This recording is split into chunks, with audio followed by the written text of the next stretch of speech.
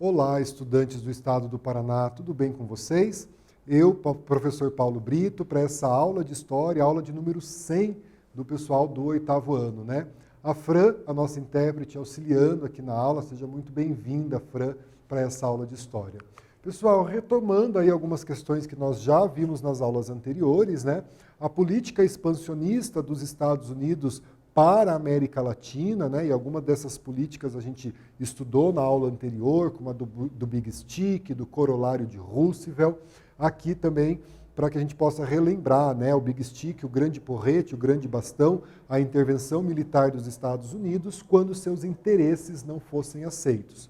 E o corolário de Roosevelt, essa ideia de que os Estados Unidos poderia arbitrar os conflitos quando seus interesses estivessem em jogo aí entre as nações que estavam em guerra.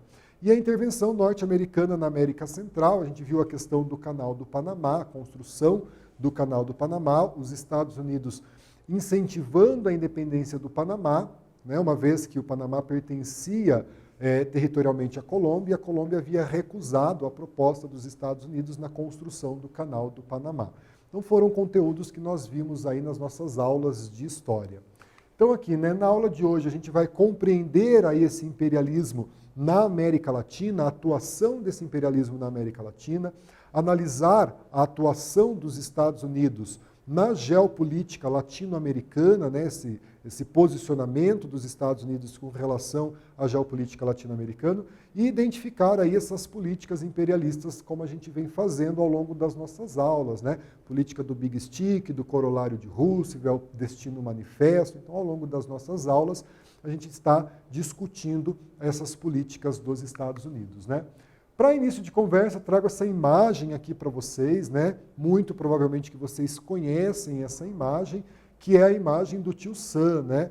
O que ela significa, essa imagem, né? O Tio Sam, ele representa aí o ideário dos Estados Unidos, né? Então, essa imagem muito bem construída, o Tio Sam está sempre apontando para você, né? Da onde quer que você olhe, ele está sempre com o olhar para você e apontando o dedo para você. E acredito que você tenha visto essa imagem em outros momentos da história, né? Na Segunda Guerra Mundial, essa imagem ela foi utilizada no recrutamento dos soldados para a Segunda Guerra Mundial, né? Os Estados Unidos precisa de você, estava escrito aqui na imagem. E esse Tio Sam, né, do inglês Uncle Sam, é a personificação nacional dos Estados Unidos. Ele é um dos símbolos dos Estados Unidos, né? Não símbolo oficial, mas quando a gente vê essa imagem, né, do Tio Sam vestido com as cores da bandeira dos Estados Unidos, a gente sabe que a gente está falando dos Estados Unidos. Ele foi usado, no primeiro momento, na Guerra Anglo-Americana, século XIX, uma guerra entre a Inglaterra e os Estados Unidos, em 1812, e ele foi, então, efetivamente desenhado no ano de 1870, e a partir daí passam a utilizar essa imagem do Tio Sam como um símbolo, né, uma personificação dos Estados Unidos. Para muitos, esse símbolo do Tio Sam, ele é a imagem do imperialismo norte-americano. Então, ele tem essas duas concepções, né? Ele representa os Estados Unidos, né, esse país, mas para alguns países da América Latina, ele representa também esse imperialismo. No século XX, os Estados Unidos colocam em prática sua doutrina da segurança nacional. Essa doutrina, ela visava garantir que os interesses políticos e econômicos dos Estados Unidos fossem mantidos nos seus territórios, né, do qual ele exercia sua influência. Então, ela passa a ser chamada aí de doutrina, né, da segurança nacional. Em 1954, ocorre aí uma intervenção direta dos Estados Unidos contra um governo latino-americano. Eles haviam atuado, como a gente viu na independência do Panamá em 1903, né, fazendo com que o Panamá se tornasse independente, atendesse os seus interesses na construção do Canal do Panamá, e aqui em 1954 a gente vai ter essa intervenção direta dos Estados Unidos, quando eles derrubam o presidente da Guatemala, Jacob Arbenz. Então foi um golpe militar na Guatemala que serviu de modelo para as outras intervenções imperialistas dos Estados Unidos na América Latina. O que acontecia, né? Então, o governo de Jacob Arbenz, ele não estava atendendo, ou não desejava atender os interesses dos Estados Unidos, ele trazia algumas propostas de reforma né, de reforma agrária, de reforma social da qual os Estados Unidos não concordavam. Então a gente tem essa intervenção direta dos Estados Unidos na Guatemala. A gente tem esse painel do Diego Rivera. Diego Rivera foi um artista mexicano. O painel se chama A Gloriosa Vitória. Então a gente tem aqui no desenho da bomba, né, o presidente dos Estados Unidos do período, o presidente que vai assumir o governo da Guatemala, né, ligado aos militares, no bolso dele tem uma quantidade de dólares.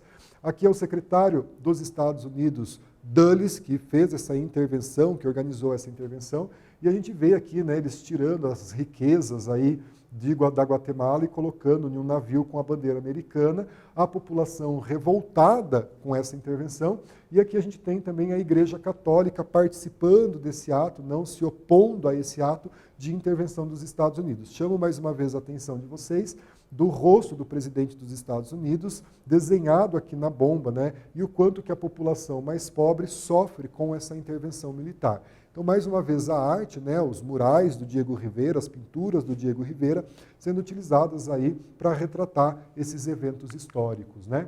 A gente tem a nossa primeira atividade para fazer, então aqui, ó, tem um espaço aqui, né, uma lacuna, sofreu um golpe do imperialismo norte-americano em 1954, que depôs o seu presidente Jacob Arbenz. O país que preenche corretamente a lacuna, a gente tem as opções aqui, aquele tempo na tela e a gente volta fazendo a correção, beleza?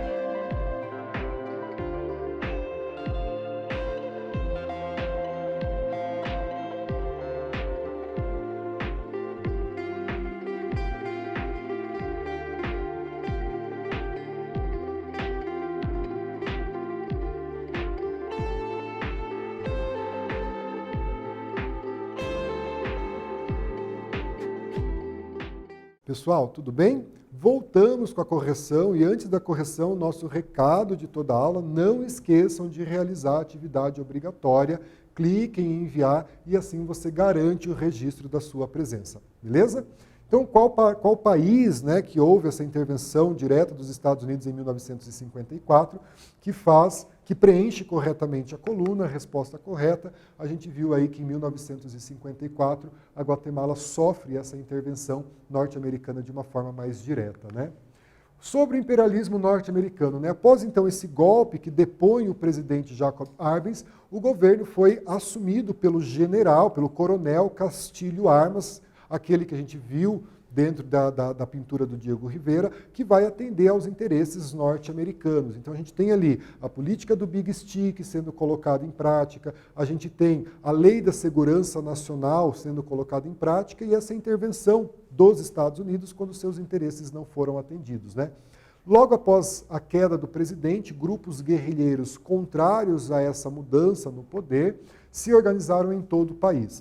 O governo norte-americano sustentou Cartilhos Armas no poder, levando o país aí a uma guerra civil que vai durar pelo menos 30 anos, né? Por quê? Porque parte da população de Guatemala não aceitou essa intervenção, não aceitou a deposição do Jacob Arbenz, não aceitou o novo presidente, o coronel Castilho Armas, e vai fazer então uma oposição a essa intervenção militar dos Estados Unidos no seu país, vai fazer um movimento contrário a esse imperialismo norte-americano. E esse movimento, como a gente viu ali, vai durar aí cerca de 30 anos, uma guerra civil na Guatemala.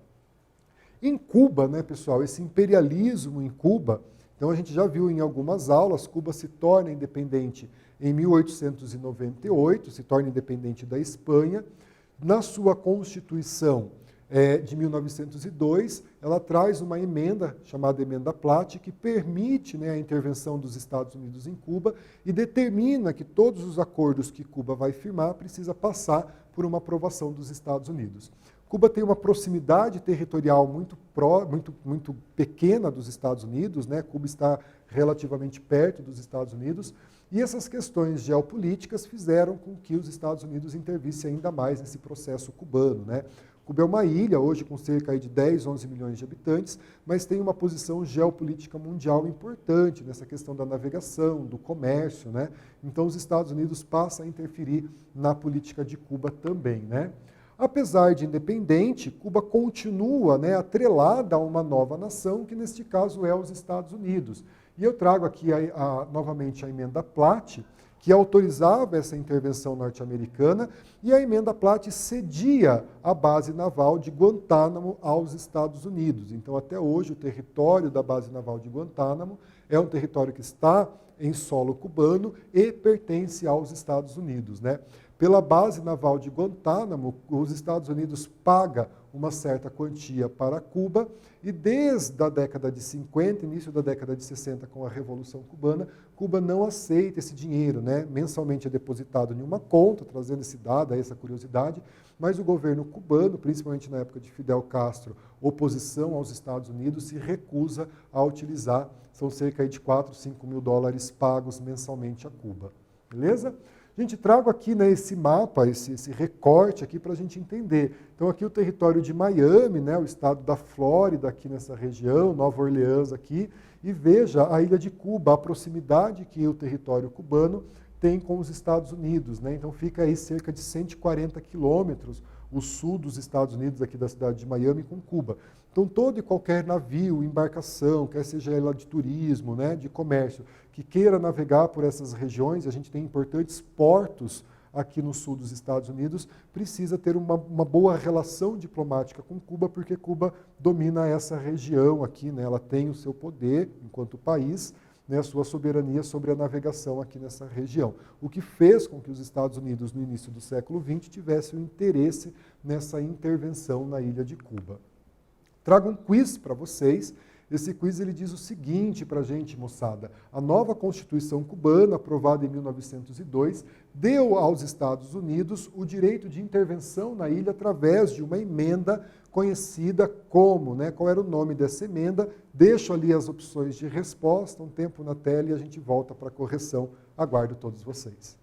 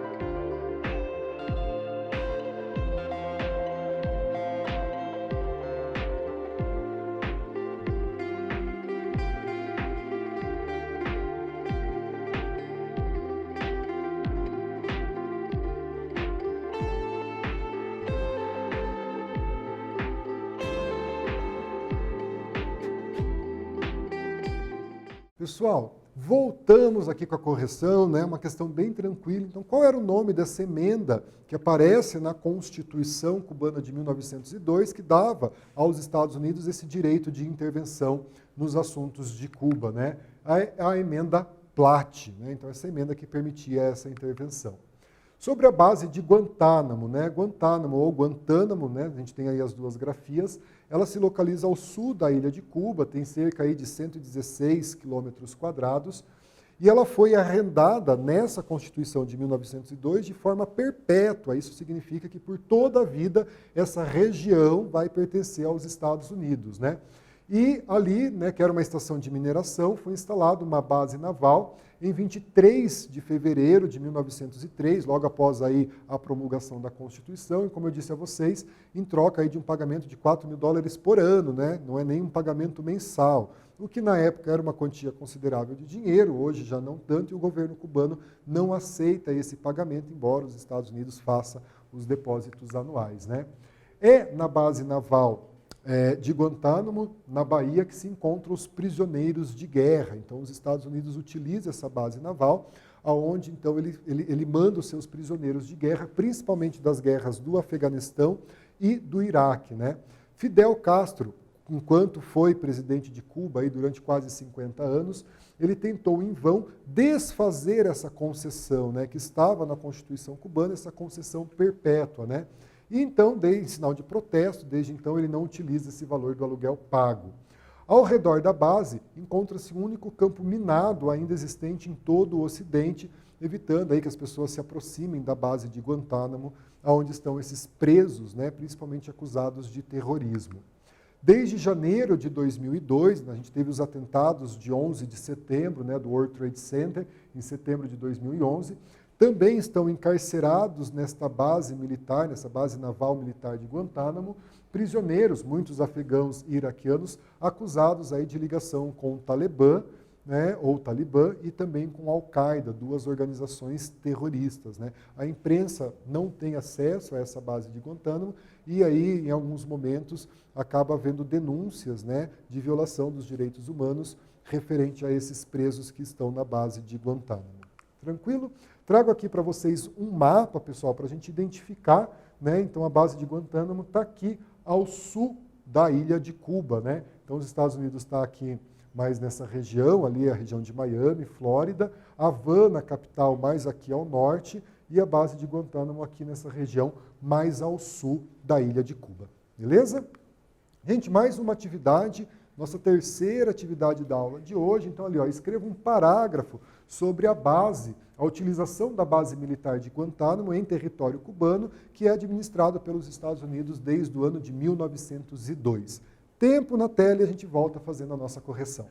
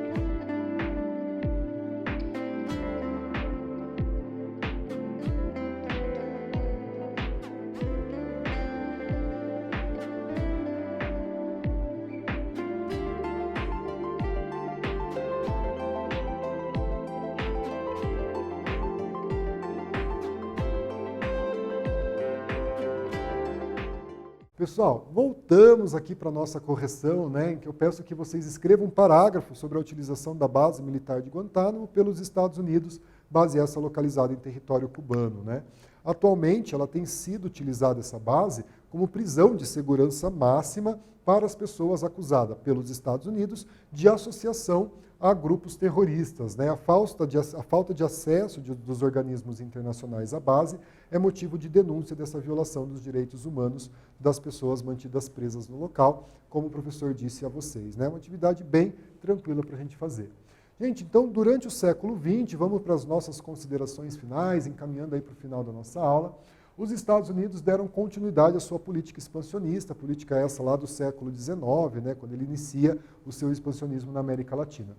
Guatemala foi o primeiro país a viver uma intervenção direta dos Estados Unidos, né, ali no ano de 1954, com a deposição do seu presidente, Jacob Arbenz.